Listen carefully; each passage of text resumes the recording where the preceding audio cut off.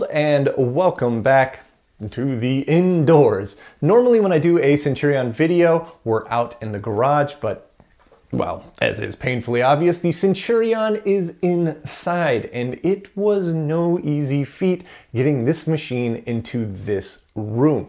I actually had to take the door off of its hinges just to barely get the frame to slide through the door frame. And that was after removing this top wood panel here. But, well, it's indoors for pretty much one primary reason. Well, it's incredibly hot outside, and it'll be really nice to work on it in the air conditioning for once. But the primary reason is that the dirt daubers this year are a little insane. And for those of you that aren't from the South in America, dirt daubers are they're like wasps or yellow jackets, and they build these nests using dirt, hence the name dirt daubers. They pick up dirt and they make it nice and wet, and then they pack it on, and they ultimately build up this dirt nest that can be as big as your hand sometimes.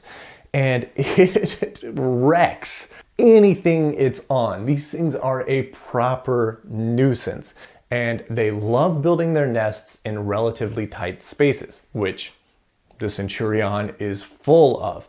They were trying to build nests constantly in this, and I was fighting a losing battle. So it was just time to bring it inside, along with a lot of the other important gubbins that are going along with the system, like the Finch drive here. So it's now residing inside as well. And speaking of the Finch, that brings me to what I want to work on today. There's actually two things that I want to focus on, and the first is this Finch drive. When we left off in the last episode, there was a little bit of a cliffhanger. We didn't quite know what was going on, but we knew that something was very clearly wrong. And unfortunately, when that video went live, I had already figured out the major issues that we were having with this. And so you guys left just a ton of amazing feedback in the comments below, but I was already a little ahead of you guys. It was still a ton of fun to read all the comments and kind of see who got really, really close or see who was maybe a little off the mark, but there was just nothing but legions of excellent advice. So thank you guys so much for that. And well, I think it's time to bring you guys up to speed on where we are on the Finch. So let's bring the camera in nice and tight so I can show you what exactly I was doing wrong, how we've rectified that, and well, the new hurdles that we now have to clear. So let's get to work. The number one comment that I got in the previous video was to check the cables. Most notably, the Finch cable here uses a totally different connector on one end as opposed to the other. And I did go through and check to make sure that the cable had no breaks in it, and this cable is totally fine, which brought us to this little cable right here. This is a 50-pin female to female because the connector on the FFC card is male and the connector on the Finch cable is male. So I needed something to go in between the two. And I checked the pinout of this one versus this one, and it doesn't swap any pins, and it all should work fine. But if we look closely on all of the connectors here, they all have a little arrow that points to pin 1. And I was assuming that that meant pin 1, particularly because the 3 data cable connectors here and the DMA cable connector on the bottom lined up with that. But the 50-pin connector for the Finch command cable is backwards. The arrow is up here, but this is actually pin 50. Pin 1 is at the bottom, and the only indication of this is a little 2 silk screened onto the PCB at this bottom corner down here. Other than that, there is no clear indication that this is upside down. But this raises the next question of, did I damage anything by connecting the cable in backwards? And well, one entire row of pins is all ground. And so by connecting the cable backwards, every input is pulled to ground. And pulling inputs to ground is not a big problem. It just means that things won't function correctly. However, every output was also pulled directly to ground. But I think we dodged a bit of a bullet because everything I've seen on the Finch drive itself, as well as the FFC card, is open collector. And those outputs being open collector, I think may have saved us from plugging the cable in backwards. The little arrow up here got me. But as soon as I figured that out, well, we started discovering some other interesting problems. So let's plug the card in and I'll show you guys what I'm talking about. All right, I've got the FFC card in and I've got the system on with auxiliary test menu up. Everything is plugged in correctly now. So let's spin the Finch up one more time and I want to show you guys what it's doing when I run some of these tests. It is spinning up. It still makes me smile every time it spins up. It just sounds so cool. We should see the heads do their test seek. Yep, it just went. That means that the Finch is on and ready to go. And so let's go ahead and run the Finch seek test, which is going to be 0F here. And if I run that, yeah, I can see the heads seeking all the way out, nice and slow. It is seeking perfectly. That means that, well, enough of this is working to start getting really excited. Except, well, I'll show you. The next test is the Finch read test. So we'll hold Control C. It has to get all the way back to track 0 before it'll actually exit out of the test here. There it goes. Took it a little bit. So now the Finch is at track 0. The next obvious test is the read test. So we'll do 1, 0, hit the read test.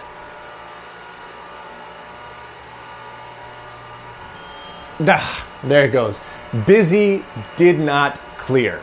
And that is where we're stuck. Oh man. And what's really interesting here, and the reason that we think it is located on the FFC card, is that if I hit space to clear it, and then I try to run the read test again, 1, 0, well, it's gonna fail. We know it's gonna fail, but it fails differently. It now says FIN did not go off. And the only way to clear it and get it back to saying busy did not clear is to reset the computer. So what is happening is the FFC card is expecting something or trying to send something and it doesn't, and it goes into a failure loop.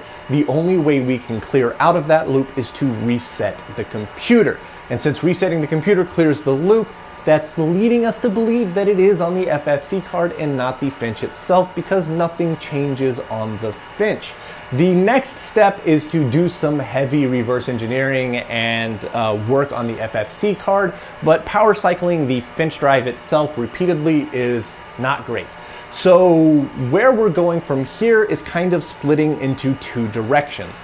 One is reverse engineering and trying to repair the FFC card separate of the Finch drive. And I've actually purchased a CDC 8-inch floppy drive to help with that. So if we can get the FFC card talking with the floppy drive correctly, we should be able to get the FFC card to talk to the Finch, which means that we can work on the FFC card, and if we get something horribly wrong, we don't damage the Finch in the process.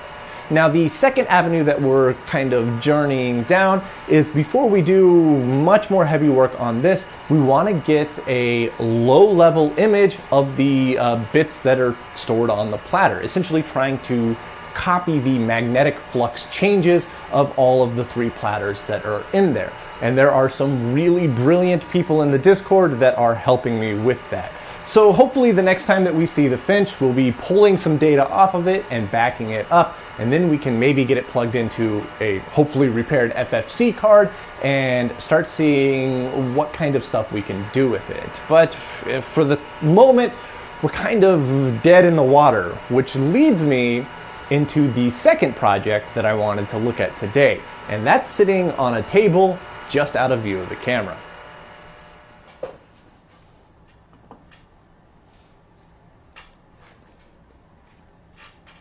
That's right, I have a full-fledged Hawk drive here on the desk next to the computer, and I have actually spun this thing up. It is epic. But the story of how it got here is a bit of a wild one, and I want to take you guys on that journey. But I know that some people aren't going to want to wait until the end to see it spun up, so let's cut in a little clip of it spun up and maybe seeking the heads a little bit.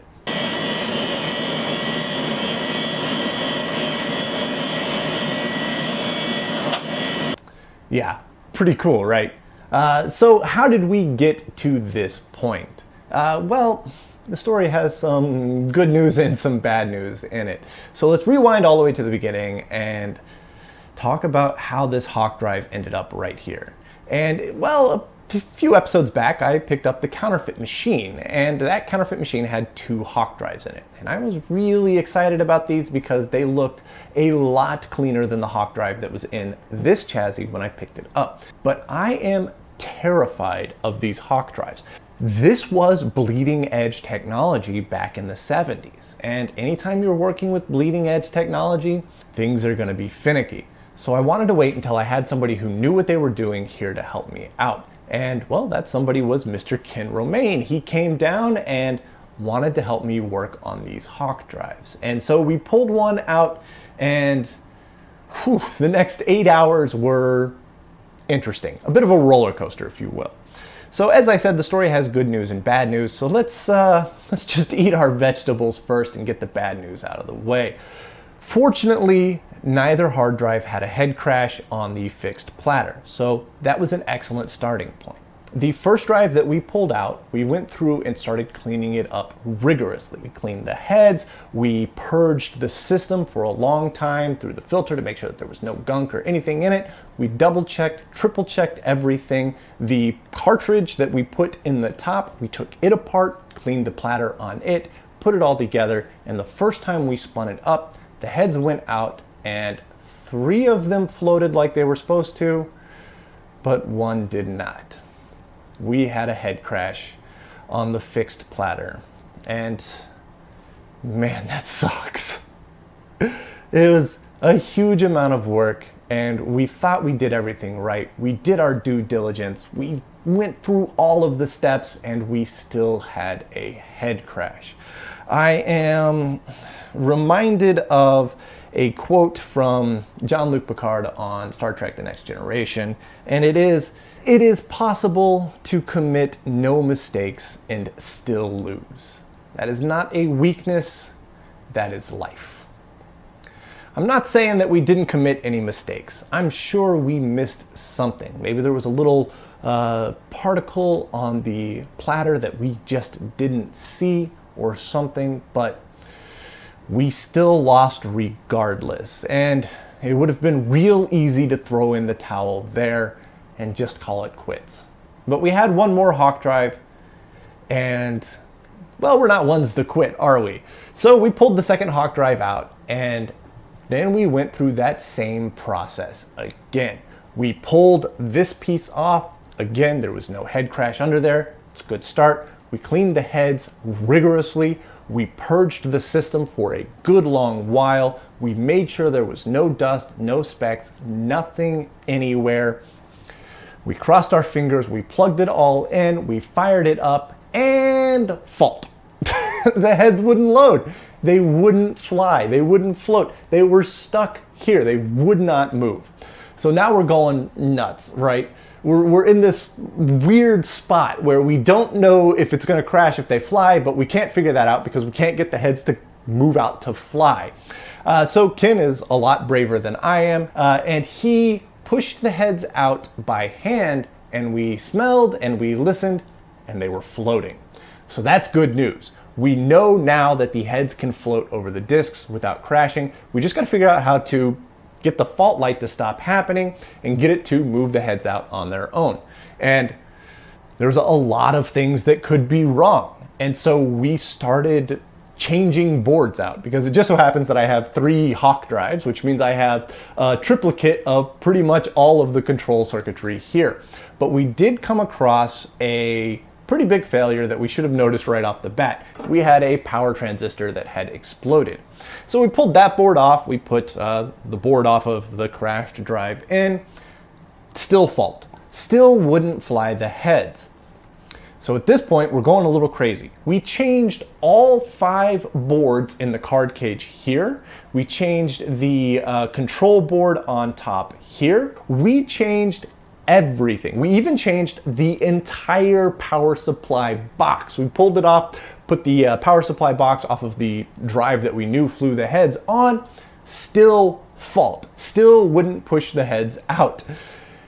Finally, we decided to change the entire card cage because the only piece that we hadn't changed up to this point was the back plane for the cards in the card cage. And there's some diodes or fuses or something on there. There's only about 3 passive components on there. But when we changed the card cage out, it suddenly flew the heads. We fired it up, and after about 40 seconds, it was up to speed. It finished all of its self-checks, and chakoom, the heads went out, and they were floating over the discs in this terrifying arrangement of, is it gonna crash? Is it not gonna crash? But it didn't crash. We got a ready light on the front, and we were ready to plug this thing into the machine to test it.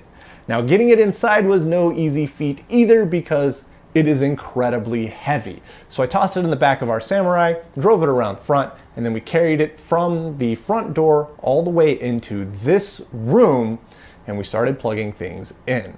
And, well, that's where things got really, really interesting. The first step is to get the Hawk control cards into place, and I've scooted the MUX and memory cards over to make space for the Disk 1 and Disk 2 cards, which I'll slide into slot 4 here and slot 6 here.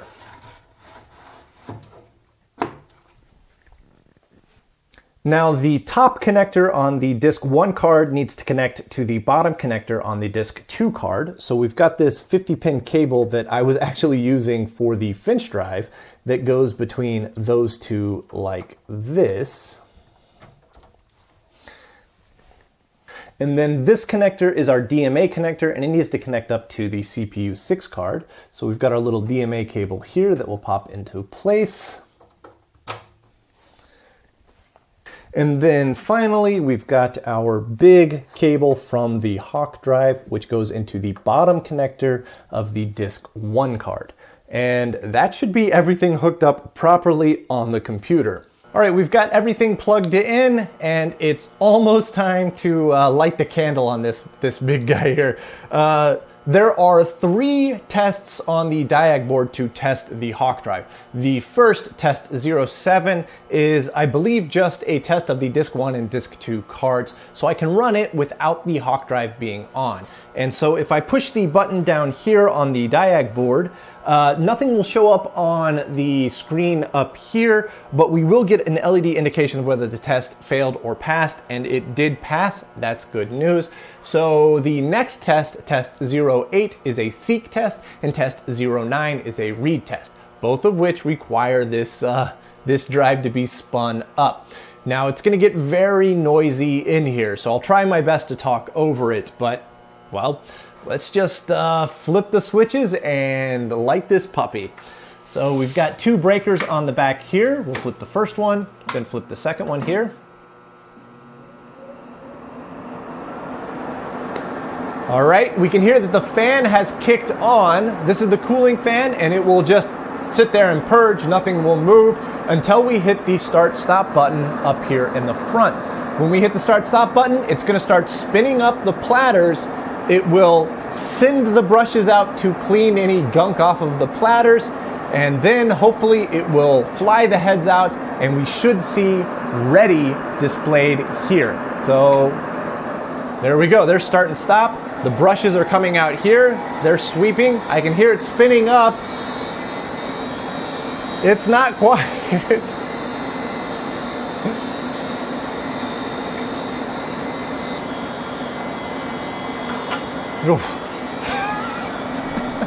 Scared the way out of me every time.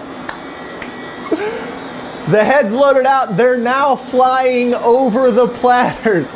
we have our ready light on here. The hawk drive is loaded up and ready to go. So let's run test 8 on the diag board here.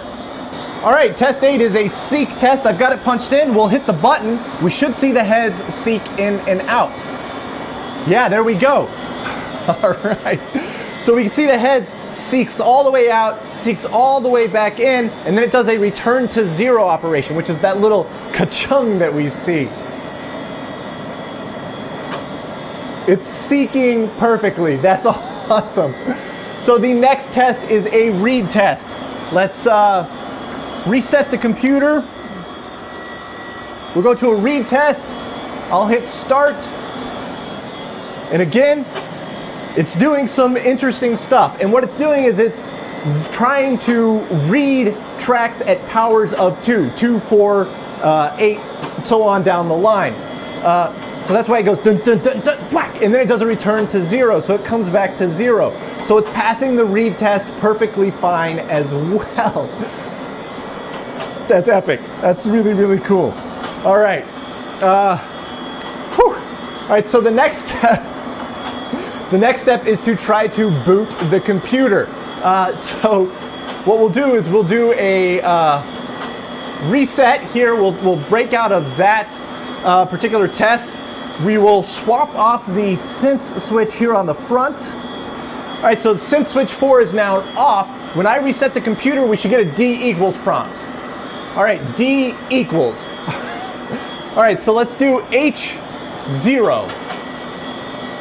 And there we go. HDIPL 6.2 name equals. It found the WIPL, the Warex Instruction Program Loader, I think. It found the program loader, but this is where we start running into some problems. The system is frozen. I can't go anywhere from here. I have to reset. If I do H1, whack, whack, whack. There we go. But again, locked up. Now, if I try to go higher than 1, if I do like H2, I just get an error.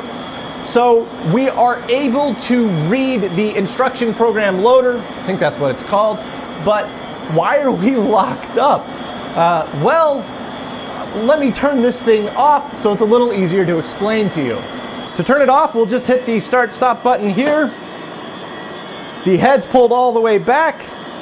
Should be spinning down now. It's getting noticeably quieter in the room, which is nice. The brake has kicked on.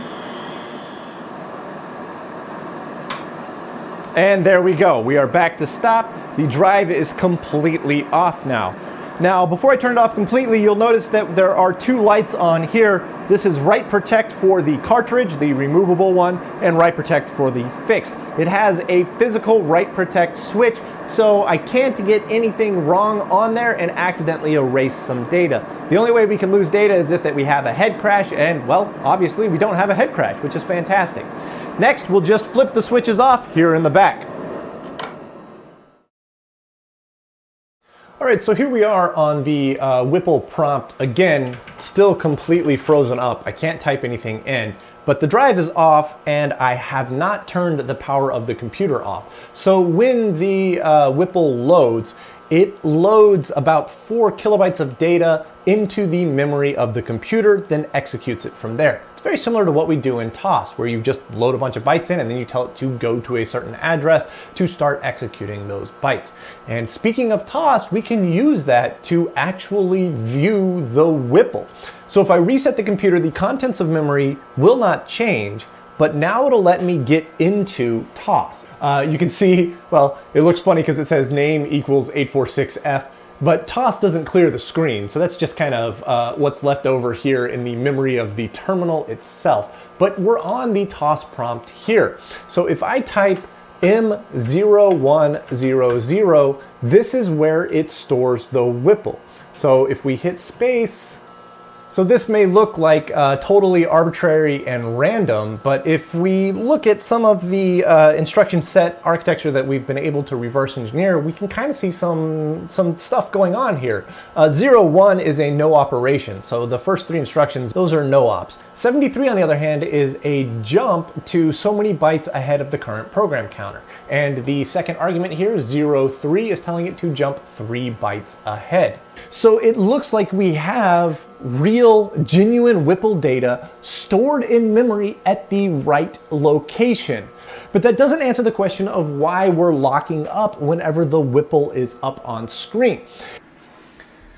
The rest of this, when I filmed it, I didn't actually know why we were locking up when the WIPL was on screen, but the Centurion project moves at an absolute breakneck pace. So this was only filmed about 4 days ago, and well, now I actually do know why it looked like it was locking up when the WIPL was loaded up and on screen. And the answer is, it wasn't locking up. We just had something set a little bit wrong. So let's hop back over into the other room. I'll spin the thing up and show you what's going on now and bring you fully up to speed. So the problem was actually with where we had the multiplexer card plugged in. Now, in a previous episode, I said that all of these slots on the back are identical, so it doesn't matter where you plug any cards in. And that is true, except some cards use a daisy chain interrupt, and the multiplexer is one of those cards. Now, you can write your program to use that interrupt or not, and everything we've been doing up to now in TOS, we haven't been using that daisy chain interrupt, so we've been able to put the multiplexer card anywhere.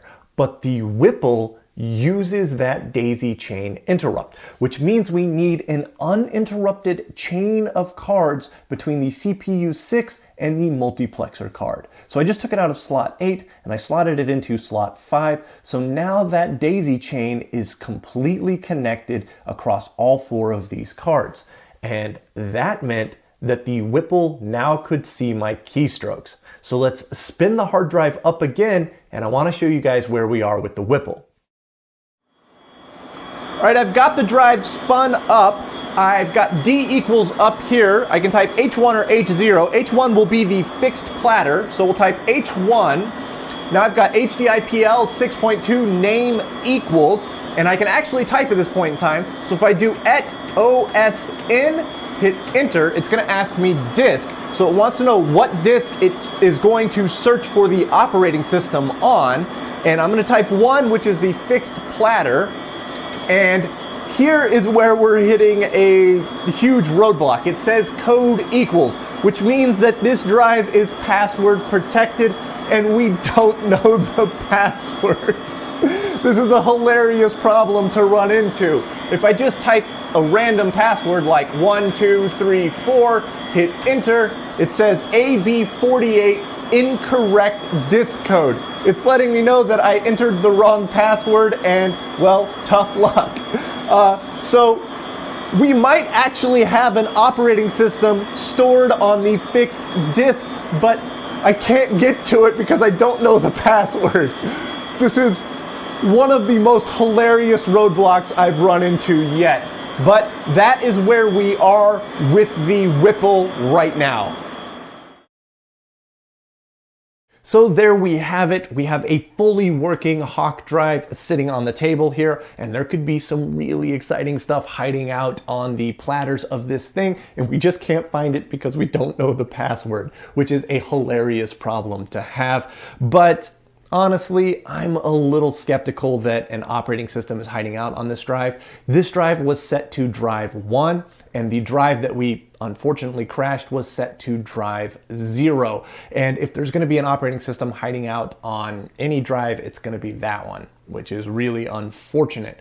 But I am actually most hopeful for the Finch drive, because these Hawk drives were only 5 megabyte platters, and the Finch drive is a full-on 32 megabyte drive in about a quarter of the size. And so it's totally feasible that during the extremely long lifespan of, well, the counterfeit system, that at some point in time they transitioned everything over to the Finch drive and just kept the big Hawk drives hanging around in case they needed to access some really old data that was stored on some removable platters. So it's very likely that the Finch drive has something exciting on it, but we're held up with the FFC card.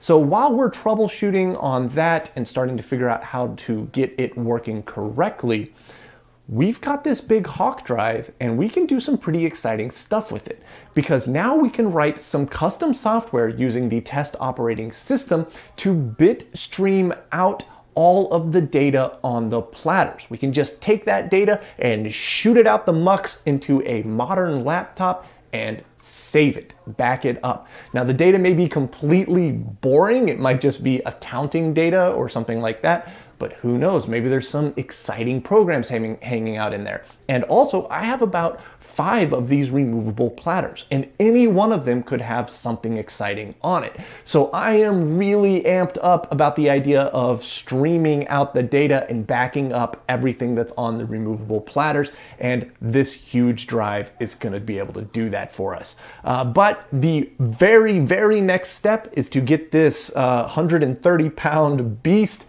into this chassis, and that's not going to be graceful, so I'm not going to subject you to watching it. So I want to thank you guys so much for watching, and I hope to see you in the next episode.